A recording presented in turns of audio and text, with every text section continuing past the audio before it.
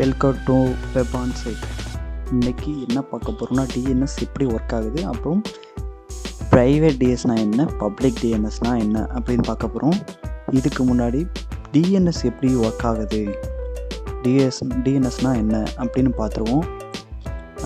அதுக்கு முன்னாடி ஐபி அட்ரஸ்னால் என்னென்னு தெரிஞ்சால் இது கொஞ்சம் சுலபமாக இருக்கும்.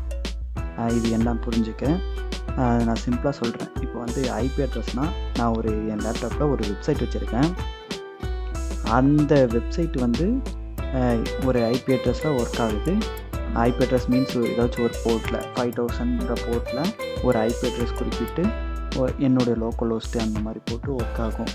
அதை வந்து இப்போ நான் வெப்சைட்டில் இன்னும் ப்ரௌசரில் ஒரு webonsite.com அப்படின்னு போட்டால் என்னுடைய வெப்சைட் வந்து அங்கே ஷோ ஆகணும் ஆன்லைனில் உங்களுக்கு.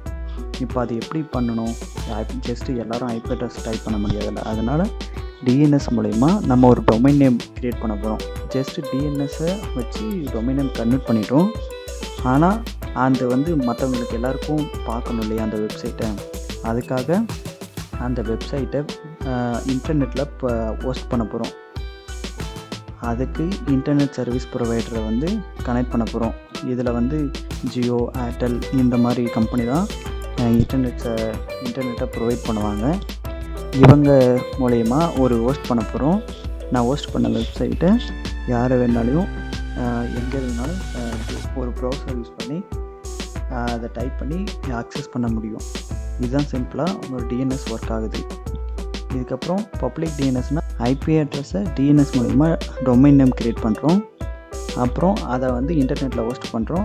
ஹோஸ்ட் பண்ண பின்னாடி யார் வேணாலையும் வெப்சைட் நேம் போட்டு அக்சஸ் பண்ண முடியும். ப்ரைவேட் டிஎன்எஸ்னால் அப்படி இல்லை. ப்ரைவேட் டிஎன்எஸ்னால் கொஞ்சம் மாறும். இது வந்து இன்டர்நெட்டு வராது. ஒரு ஐபி அட்ரஸ் எடுத்து டிஎன்எஸ் மூலிமா ஒரு சர்வரில் டொமைன் க்ரியேட் பண்ணிடும். வந்து ஸ்பெசிஃபிக்காக கம்பெனிஸ் அதிகமாக யூஸ் பண்ணுவாங்க. இதை வந்து இன்டர்நெட் மூலயமா யூஸ் பண்ண மாட்டாங்க. ஜஸ்ட் அந்த சர்வர் ஹோஸ்ட் பண்ணும். அதை வந்து கேபிள் ஆர் ஒய்ஃபை அந்த மாதிரி ரேஞ்சில் யூஸ் பண்ணுவாங்க. செக்யூராக இருக்கிறதுக்கு தான் ப்ரைவேட் யூஸ் பண்ணுவாங்க.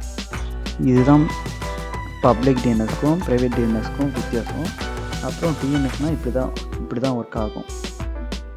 தேங்க்யூ.